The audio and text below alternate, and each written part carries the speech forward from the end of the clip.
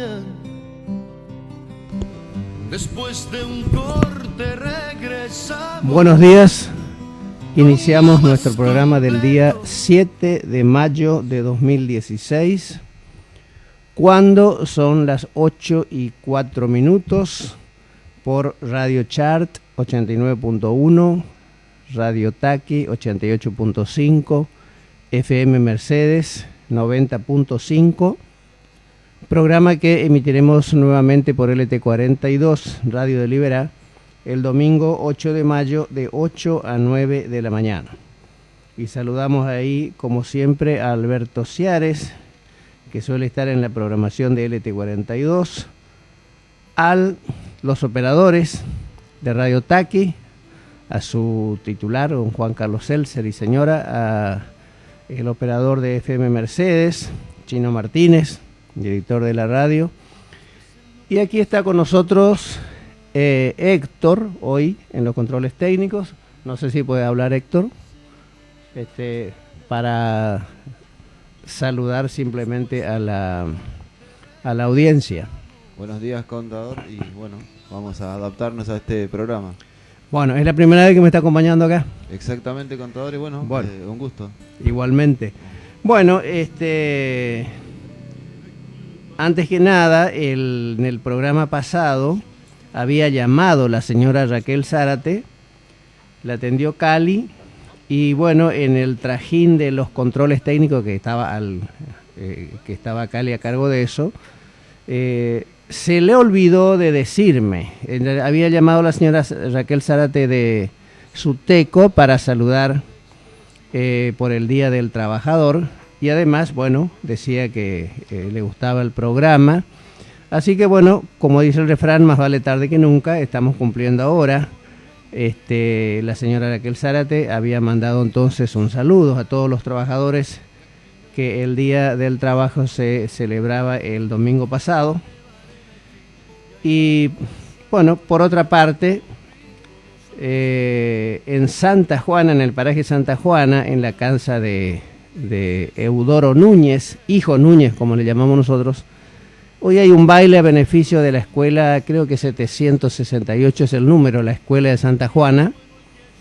Así que bueno, sé que vienen medios colectivos, medios de transporte de Paso de los Libres, de acá de Mercedes. La municipalidad apoya con el sonido y pone un transporte, que tengo entendido sale de la plaza a las 20 o 20:30. Bueno, eso deberían preguntar ahí a gente de la municipalidad. A beneficio entonces de la escuela de Santa Juana, y con la actuación de, entre otros, Antonio Núñez, hijo de ahí del paraje Santa Juana, y su conjunto. Farmacia de turnos el día sábado San Jorge, el día domingo San Martín.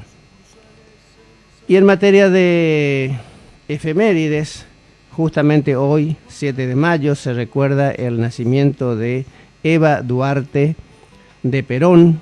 Evita, como la conocemos, había nacido un 7 de mayo de 1919. En tan solo 7 años pasó a la historia, no solamente de Argentina, sino del mundo. Falleció a los 33 años, en 1952. Inició su carrera política allá por el 45. Se había conocido con Perón en 1944, trabajando ambos en la reconstrucción de San Juan, que había sido víctima de un terremoto. Fíjense usted, ahí ya se notaba la vocación por el servicio de Eva Perón. Estaba trabajando como voluntaria en los trabajos de reconstrucción de San Juan, y también Perón, enviado por el ejército. Por ahí se conocieron, y bueno, y en el 45, especialmente después del 17 de octubre del 45, cuando aquella gesta en la que nació el peronismo, bueno, Evita pegó definitivamente su vida a la de Juan Domingo Perón, y se hizo cargo, podemos decir, de la parte social del gobierno peronista. A través de la Fundación Eva Perón se dedicó a promover a promover justamente a las personas más pobres, trabajadores, trabajadoras, especialmente las mujeres, los ancianos y los niños, fueron a quienes se dedicó Evita, a través de lo que el peronismo señala dos puntos de sus 20 verdades, que como se llama, que son 20 puntos que sintetizó Perón, la doctrina peronista. Uno de esos habla de que las dos patas del peronismo son la ayuda social y la justicia social. La ayuda social entendida como la mano inmediata. Aquel que necesita un remedio, que necesita ser atendido de urgencia en un hospital, que necesita un pasaje, que necesita que se le repare la vivienda porque se le incendió. Es decir, la ayuda inmediata. Y la justicia social, que es más a largo plazo. La justicia social, que para el peronismo es que todas las personas tengan la posibilidad de acceder a un trabajo digno y poder vivir de su trabajo dignamente. En materia de ayuda social son famosas las máquinas de coser y otras cosas que mandaba Evita a las mujeres para que puedan trabajar, su dedicación para lograr que las mujeres pudieran votar, las construcciones de escuelas y llamadas ciudades. Había en Buenos Aires una ciudad universitaria y pensionados para que estudiantes del interior y del campo tuvieran un alojamiento que les permitiera estudiar en las ciudades. Bueno, a todo eso, en Corrientes está el edificio que todavía está el hogar escuela, sobre la avenida 3 de Abril, es de la época de Eva Perón. Bueno, dejó definitivamente su sello en Argentina y en el mundo entonces Eva Perón, que había nacido un 7 de mayo de 1919. De la mañana, el único que dice lo que le da la gana. Después de un corte regresamos con lo más Bueno, completo. vayamos a los titulares del semanario Payubre, que salió el día viernes y que dicen: municipio de Mercedes asumió el secretario de Obras Públicas. El lunes el intendente puso en funciones al nuevo secretario de Obras Públicas en un acto desarrollado en su despacho. Estuvo el presidente del PJ provincial, Bassi, y el diputado provincial Acevedo.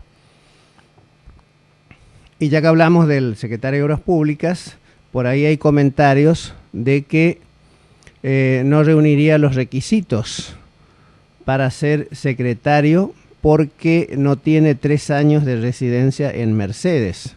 Recordemos, él no es mercedeño. Pero en consulta, entre otros, con el doctor Obieta, que fue convencional, es decir, fue parte de quienes redactaron la Carta Orgánica Municipal, dice que el requisito de 3 años de residencia es para las autoridades que van a ser electas, es decir, para los cargos electivos, intendente, concejales, no para los funcionarios. Así que, bueno, habrá que ver bien la Carta Orgánica Municipal.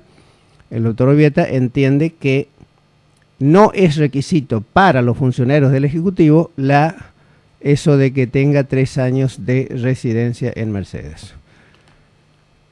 Salud Provincial, el ministro Cardoso estuvo en Mercedes ayer jueves durante un acto desarrollado en el CAPS del barrio Anfiteatro. Le entregó a Norma Cretón la resolución 909 que la pone en funciones como directora de atención primaria para la salud. Se entregaron equipamientos para los centros de salud dependientes del ministerio. Ruta Nacional 123 volcó un vehículo y murió una de las ocupantes. En el año del bicentenario de nuestra independencia por Salpicón, Tenemos poco ánimo, dice Salpicón, los argentinos para realizar los festejos que rodean a la conmemoración tan importante como lo es el bicentenario. Entre los acusados, los inocentes, los militantes, los acusadores, los defensores, etcétera, etcétera, no observo preparativos para elaborar un programa que honre a nuestro país. El tema de Salpicón en este número. Fútbol provincial, Ferro se quedó con la Supercopa. La buena noticia, la promo 1983 de la normal apadrina a trillizos. El gobierno provincial se realizó el Viste Corrientes en el Club Comunicaciones. Y como siempre, en la última página y en las últimas páginas, toda la información deportiva. Y el periódico El Aguijón último tiene los siguientes títulos. Crimen de Sartori, detenido, contó en detalles cómo fue el asesinato. Un detenido en el Chaco se quebró emocionalmente y contó con detalles cómo y por qué fue el crimen. Conmoción en Mercedes, colombiano abusó sexualmente de menor de 7 años, hija de su amigo. Radiografía de una provincia que muere con cada niño. Corrientes, primera en el ranking de mortalidad infantil. Otra de colombianos en Mercedes, quería cobrar una cuenta, revólver en mano, ¿no? Aquellos que por ahí compraron o le compran muebles a los colombianos, sepan que no se andan con chiquita, no quiere pagar la cuenta, le llegan con un revólver. ¿Qué se oculta detrás? A más de un sinvergüenza le hace falta, ¿no? Esto no es para incitar a la violencia. ¿Qué se oculta detrás de una inocente venta de muebles? Dice. Y en la contratapa dice, señora presidenta del Partido Justicialista de Mercedes, no mienta porque mentir es pecado. Y está la foto de Ricardo Colombi al lado, con la cabeza gacha, no sé qué significa esto, Analía Velázquez, al lado de Ricardo Gómez. Otra foto más de las que ya se han publicado y dice, señora presidenta del PJ, Analía Velázquez, usted miente porque no se reunió con el gobernador para presentar proyectos a gestionar. De acuerdo a nuestra fuente de información, en esa reunión, y sigue en la 44, a ver si encuentro rápido. En esa reunión negociaron cargos en instituciones nacionales o en el gobierno de la provincia. En un todo de acuerdo junto al vicepresidente del Partido Justicialista, Rubén González, que en esa misma reunión le pasó la factura, o sea, le cobró al gobernador por la maniobra de haberse presentado como candidato a concejal del Partido Laborista, como se lo había pedido el gobernador, para quitarle votos al Frente Cambio Solidario. Todas estas maniobras fueron hechas a espalda de los afiliados y simpatizantes, mintiéndole a los peronistas que creyeron en ustedes como dirigentes. Ante esta maniobra que realizaron de reunirse con el gobernador lejos de la vista de su gente, y que fue descubierta por nuestro medio, ya que no pudieron contra su ego de caretear y les hizo publicar las fotos en la red social. La presidenta del PJ se olvidó que ocupa una banca en el Consejo Deliberante gracias al Frente Cambio Solidario y que llegó a ser vicepresidenta del partido en Mercedes porque Víctor Semborain, en una maniobra errónea, le dio el apoyo en lo que iba a ser una elección interna. Señora presidenta del PJ, Analía Velázquez, y señor vicepresidente Rubén González, ¿sabe cómo se llama en Mercedes a personas como ustedes? Traidores. Escribe así con separata. Bueno, fotos del retiro espiritual de la presidenta del PJ mercedeño, Analía Velázquez, y del gobernador.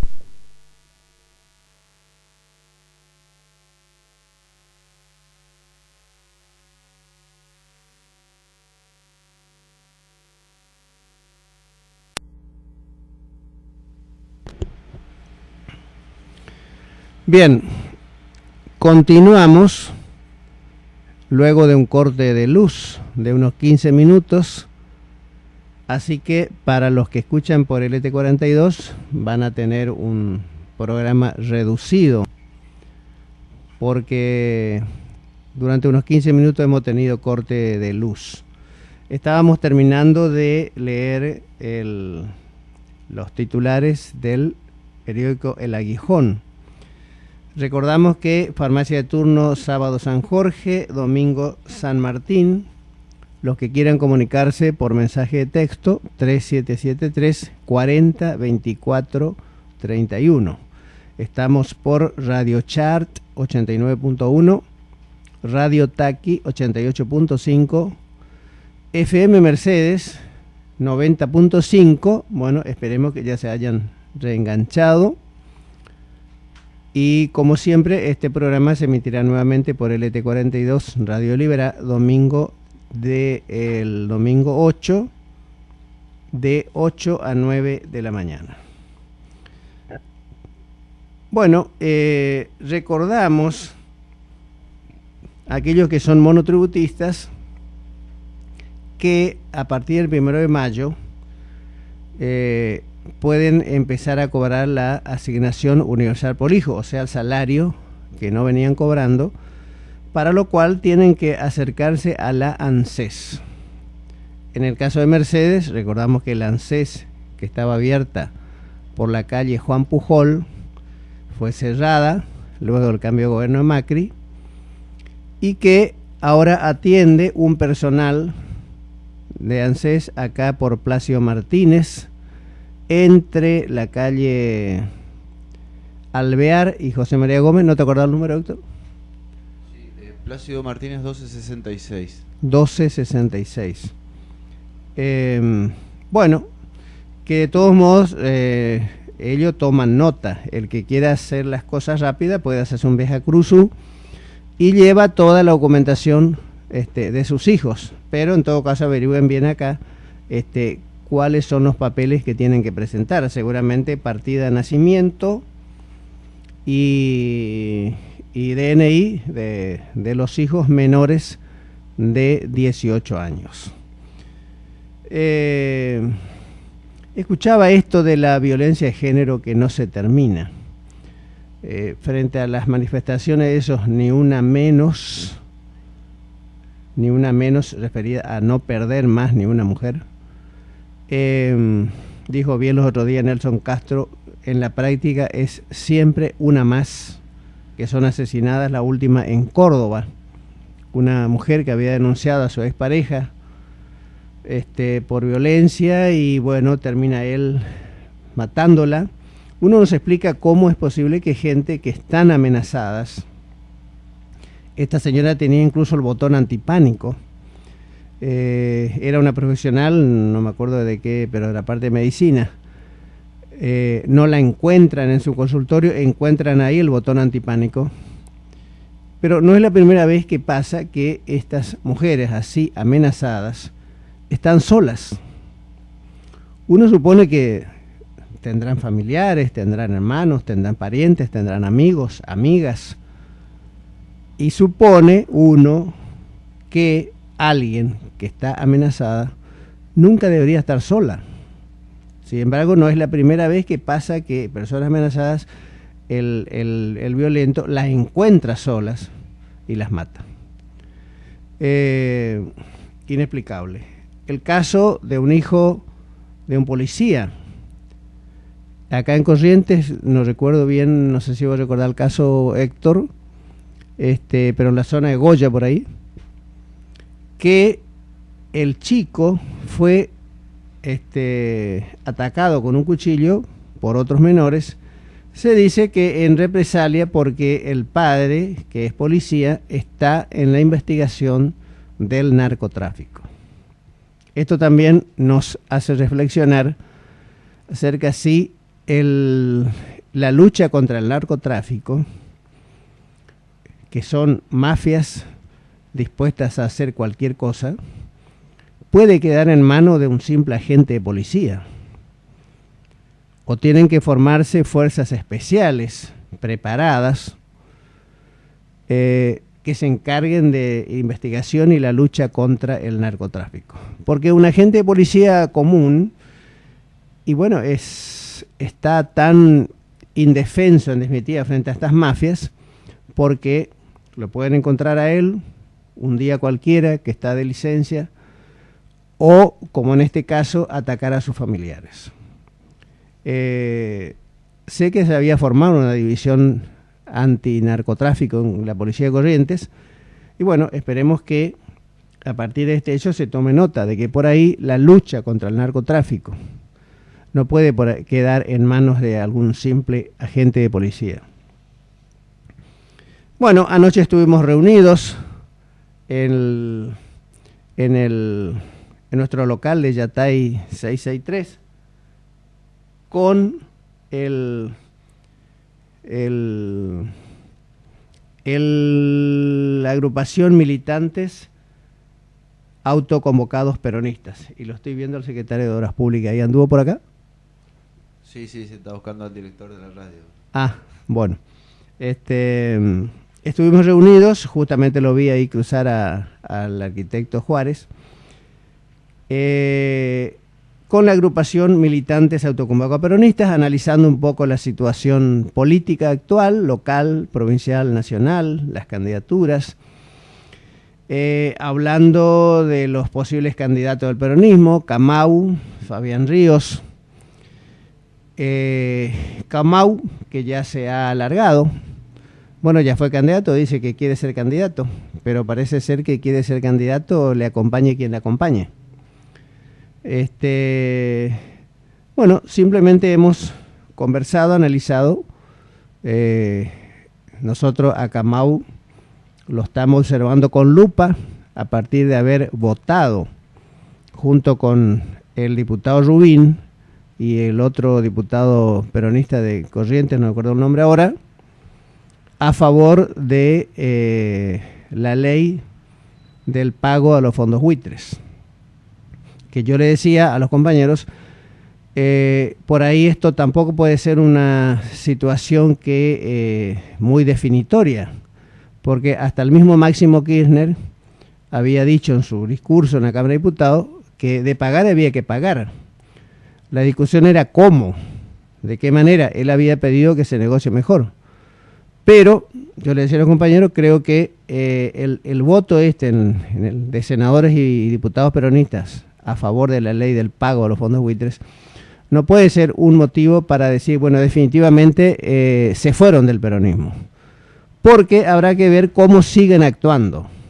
Si se mantienen firmes, por ejemplo ahora en esta ley antidespidos que se va a discutir en las cámaras de diputados, se mantienen firmes en defensa de los trabajadores, bueno, ahí se estaría recomponiendo un poco la unidad de los bloques del peronismo, tanto en senadores como en diputados de la Nación. Por otra parte, anduvieron por acá gente del ELI, lo escuché ayer, que también, bueno, siguen trabajando, armando en ese sector liberal que se separó del Partido Liberal. Y la noticia, creo que la semana política, ha sido esto de que la justicia resolvió unificar las causas o las penas a Tato Romero Feris. Salió en el Libertador, pero en letra tan chiquita que yo no veía una notificación que creo que mandó alguien del Poder Judicial a la Cámara de Senadores. Lo que significaría o puede significar que Tato tenga que ir preso a cumplir el tiempo que le falta de detención, porque quedaría en firme la causa. Por supuesto, no podemos dejar de hacer una lectura política en esto. Más allá de que efectivamente Tato Romero Feris posiblemente sea un corrupto. Pero con Tato Romero Feris y Brelar Pocar pasó lo mismo que pasa ahora con el kirchnerismo. Quienes lo acusaban de corruptos a Tato Romero Feris allá por el año 99 y a Brelar Pocar, la mayoría de los dirigentes políticos eran tan corruptos como ellos. Sobre eso tiene que ver mi artículo ahora, vamos a ver. Decía, no podemos dejar de hacer una lectura política, porque ¿qué pasó en la provincia en los últimos tiempos? El gobernador Ricardo Colombi, como todo oficialismo, quiere manejar las presidencias de las comisiones, tanto en Cámara de Diputados como senadores, porque si no, cuando se van a tratar leyes, los presidentes de comisiones por ahí demoran los tratamientos de los proyectos de ley y eso le dificulta al Ejecutivo su manejo. En la Cámara de Senadores, con el apoyo de la senadora Nora Nazar de Romero Feris, esposa de Tato, el Frente para la Victoria tuvo mayoría en el Senado provincial y logró imponer en las presidencias de comisiones a muchos opositores, cosa que no le gustó para nada a Ricardo Colombi. Y es el juego de las mayorías, cuando Colombi también conseguía mayoría y los de la oposición tenían que aguantarse.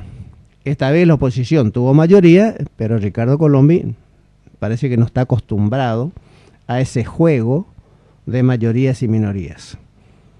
La primera revancha que tomó Ricardo Colombi fue contra el intendente de Corrientes, Fabián Río, cuando, habiendo hecho un acuerdo con el intendente que firmó su ministro de Hacienda, Bas Torres, desconoció ese acuerdo y de cobrarle en cuotas la deuda que tiene el municipio con la provincia, que de paso se ha dicho no es una deuda tampoco que ya la haya hecho Fabián Río ni Camau, sino que viene de antes, y le empezó a descontar todo de golpe, desfinanciando el municipio y poniendo en peligro hasta el mismo pago de sueldos en el municipio de Capital, y parece ser también en otros municipios. Acá Víctor no habrá sentido el efecto porque a Víctor le viene haciendo boicot desde que empezó, pero otros intendentes seguramente recién ahora sintieron el rigor del enojo político de Ricardo. Y esto, ahí se demuestra un poco la falta de independencia del Poder Judicial, porque quienes hace rato estamos en política y no nos chupamos el dedo, no vamos a creer que de golpe a algunos jueces se les ocurre tomar esta medida contra Tato. Justamente después que su señora senadora estuvo en acuerdo con la oposición para imponerse en las comisiones en contra de Ricardo Colombi. Yo creo que hay que verlo por ese lado a estas actitudes o estas nuevas situaciones que se dan en la provincia. Por otra parte, en la provincia, estaba subiendo en Corrientes en estos días, se sortearon 200 viviendas que, como se reservan algunas para discapacitados y casos especiales, yo siempre digo, para algunos discapacitados y muchos acomodados, reservan esas viviendas. En realidad no fueron 200, sino creo que 160, para 6.500 personas que estaban en condiciones de ser sorteadas. Fíjense la falta de vivienda. Por supuesto, le escuché al director de Invico echándole la culpa que no se hacen más viviendas, echándole la culpa a quién, a la herencia recibida, o sea, al gobierno anterior. Se olvidan que en Corrientes ellos están gobernando hace más de 12 años, creo. La Tupac Amaru, esa organización de Milagro Sala tan criticada, en Corrientes lleva construida 96 viviendas. Empezaron a fines del 2015, 48 del último tramo que la están terminando, faltan detalles, decía su representante, que están dependiendo de que el gobierno de Macri les mande la última partida, pero son detalles, decía, para veredas, cosas así. Lo cierto es que en Corrientes, porque por ahí se habla mucho de la corrupción de la Tupac Amaru. Bueno, están investigando en Jujuy, pero no en distintos lugares del país se está trabajando la Tupac Amaru, y en Corrientes están terminando en el barrio Esperanza 96 viviendas construidas a través de la Tupac Amaru. Y por último, una cosa que no lo veíamos hace rato en Corrientes y en el país, profesores universitarios y estudiantes manifestándose, cortando calles y rutas por mayor presupuesto y por el boleto estudiantil. Es impresionante cómo subió el peaje, no solamente peaje y boleto en el cruce Chaco-Corrientes como en todos lados, ¿no? Recordemos que el peaje de acá a Corrientes estaba a 8 pesos, subió a 30, es decir, más que triplicó. Y vemos nuevamente en esta etapa de la Revolución de la Esperanza a profesores universitarios de paro, cortando calles en Buenos Aires, de paro en todo el país, reclamando mejores salarios y mayor presupuesto para las universidades, porque con la suba de luz y otras tarifas las universidades no les alcanza el presupuesto.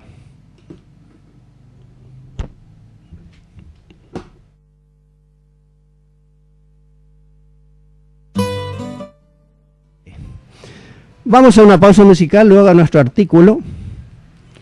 ¿Tenés por ahí el toro, Héctor? Escuchamos eso entonces.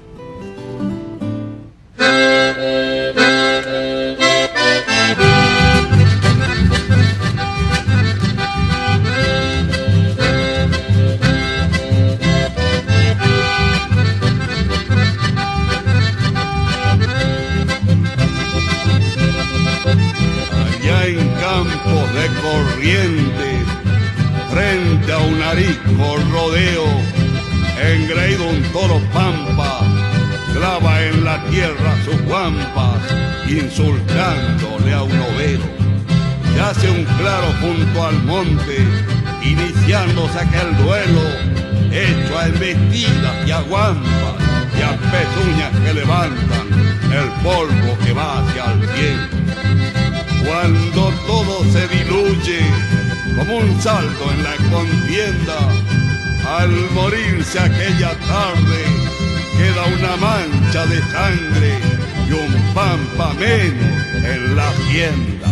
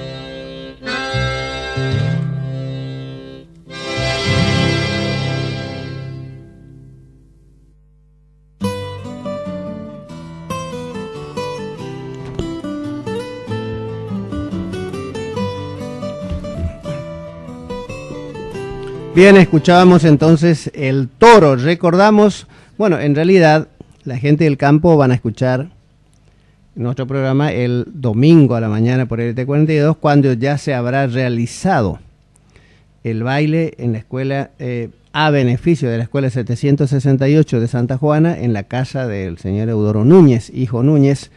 Pero bueno, hasta donde llega la onda de las FM.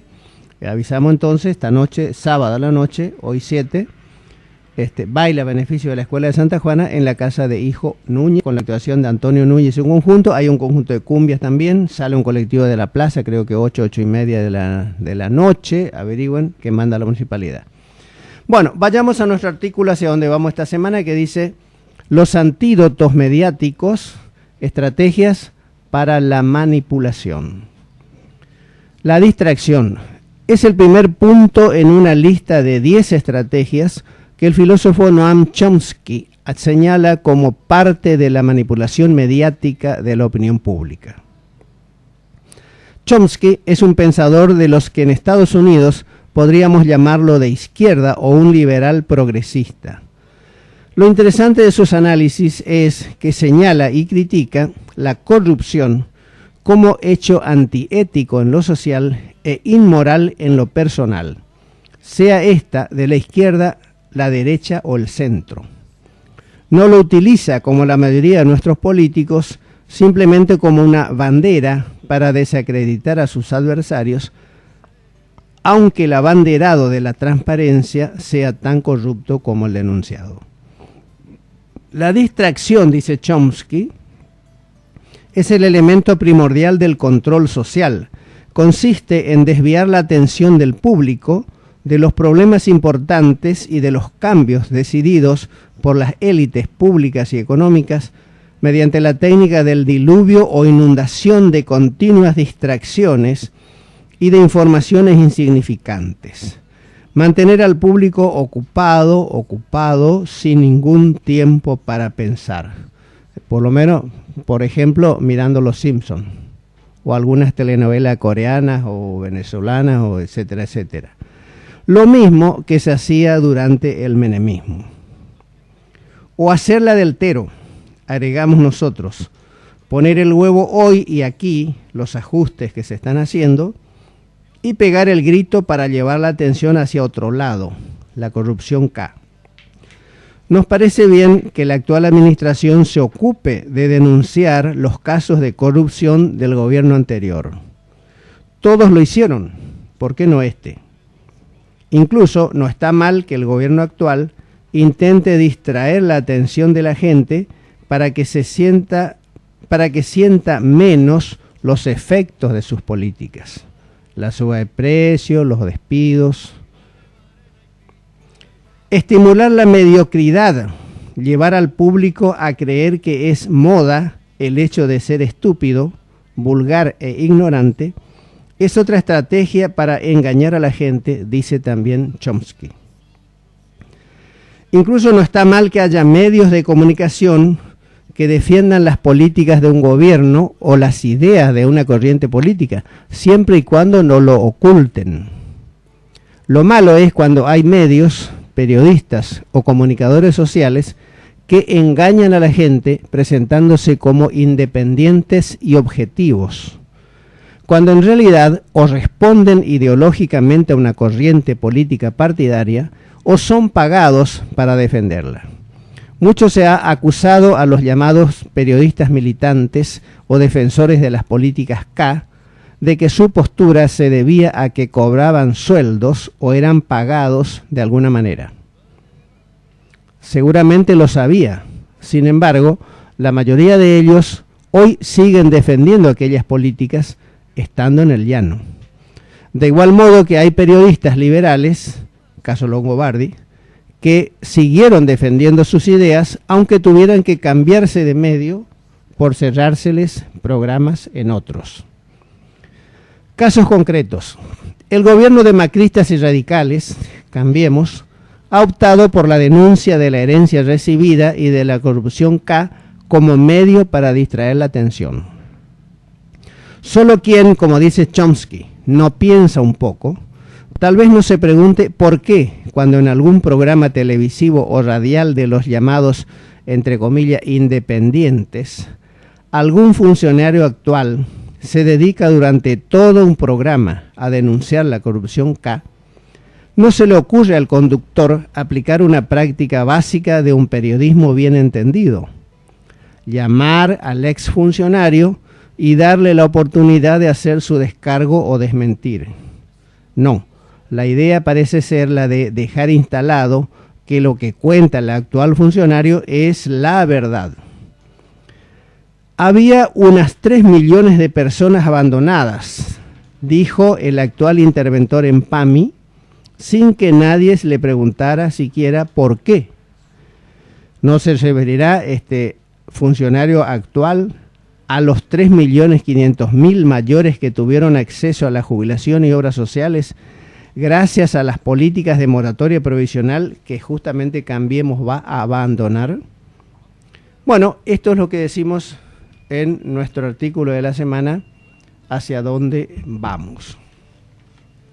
Del jurado se dio a la fuga el expresidente con Nos estará quedando 4 minutos para las 9.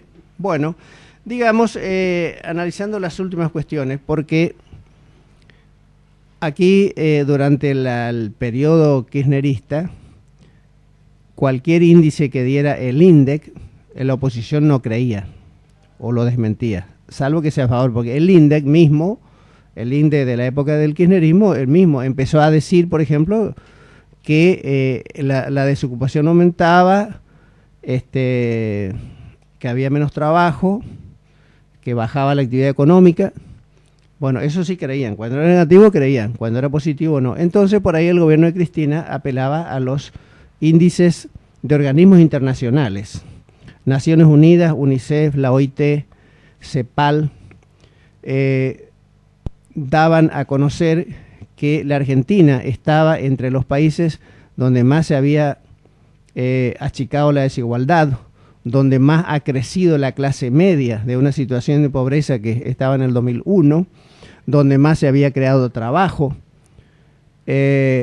Tanto es así que el gobierno de Macri, en el exterior, para conseguir que vengan inversores, da a conocer estas cifras.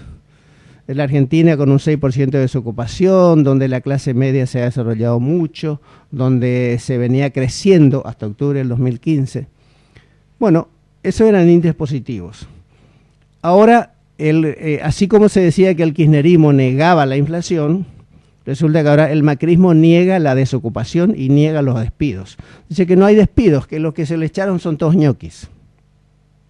Ingenieros, técnicos, operarios de YPF, de ARSAT, de programas sociales, agricultura familiar, Conectar Igualdad, gente que está dedicada a la lucha contra el dengue, despedidos, médicos, enfermeros, asistentes sociales, pueden ser todos ñoquis. Bueno, ahora quieren ocultar eso, de que hay despidos, de que hay desocupación, de que aumentó la desocupación, de que hay inflación incluso. Bueno, inflación ahora aceptan, pero dice que ya va a pasar.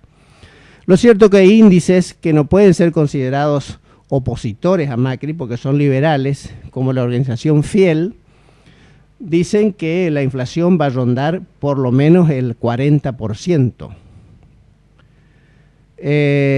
La UNICEF dio a conocer índices de que hoy el 30% de menores son pobres.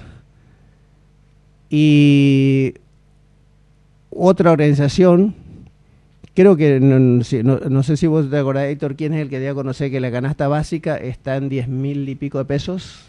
Bueno, creo que la UNICEF también, que dice que la canasta básica alimentaria, es decir, solamente para comer, hoy está en 10.500 pesos. Y la indigencia está en 4.500, es decir, aquel que cobra 4.500 pesos para abajo no le alcanza ni siquiera para comer bien. Bueno, esta es la situación social que estamos viviendo y que el gobierno de Cambiemos, recordemos de gente del PRO y radicales, quieren ocultarlo pasando por TN, Canal 13, América, Canal 26, permanentemente los temas de Lázaro Báez, Cristina y el joven Adío, y que le allanaron un departamento de Cristina, de modo tal que la gente se dedique a mirar eso y no se dé cuenta que los precios están subiendo, que están echando gente, que están despidiendo, que hay menos actividad económica, etcétera. Y llegamos al horario, ¿no? Bueno, con esto nos despedimos. Hasta el próximo sábado de 8 a 9 de la mañana por Radio Char, Radio Taqui, FM Mercedes y domingos LT42 Radio de Liberá.